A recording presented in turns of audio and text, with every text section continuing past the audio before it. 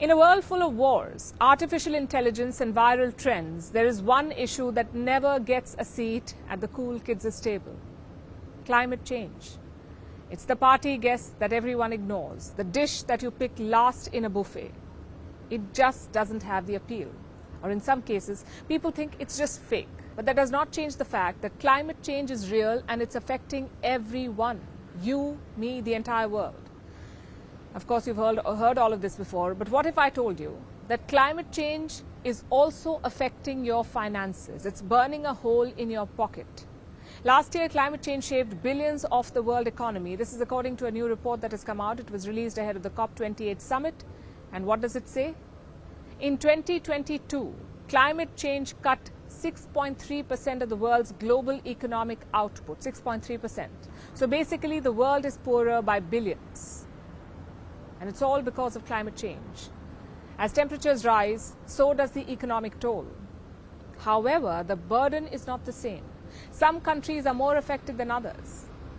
And in this case, it's the poorer nations. Take Africa, for example. It contributes to just 4% of global emissions, but the continent is the hardest hit.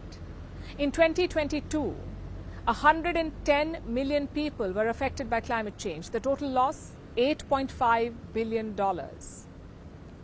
And this will only get worse. By 2030, Africa could lose $10 to $20 billion every year due to climate change. Imagine what the continent could do with that kind of money. Invest in infrastructure and technology, ramp up health facilities. I could go on, but you get the point. Instead, Africa is losing that money to fighting climate change. A similar situation is unfolding in South Asia, one of the worst affected regions in the world, and every country here bears the brunt.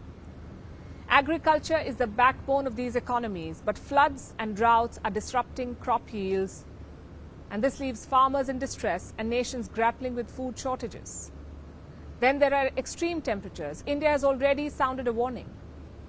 4.5% of India's GDP could be at risk by 2030. This is due to lost labor hours. So without any action, South Asian economies could shrink. Take the collective economy of India, Sri Lanka, Bhutan, Nepal, Pakistan and Bangladesh. If this trend continues, the total economy of South Asia could shrink by 1.8% by 2050. Australia too could face economic losses. Climate change could cut their GDP by $274 billion. And all these will be the worst hit nations. Now let's look at the ones that are faring better, ironically, due to climate change, like Europe. Climate change is making the continent of Europe warmer, and this has led to a near 5% gain in net GDP last year. But these gains are only short-term. Warmer summers will soon be offset by colder winters, and then we'll be back to square one.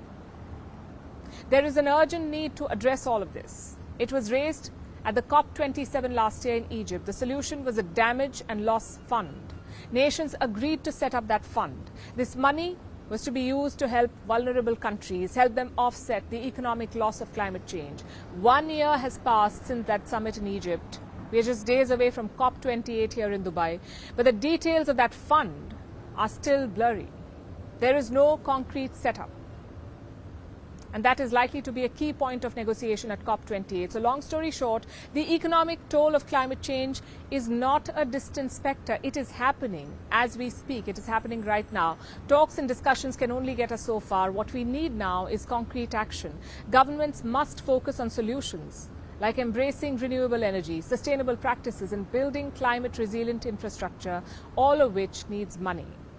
Which is why climate financing should not just be another debate, it should be priority number one, and historical emitters must pay up for the damage they've done. This is not charity, it's the need of the hour.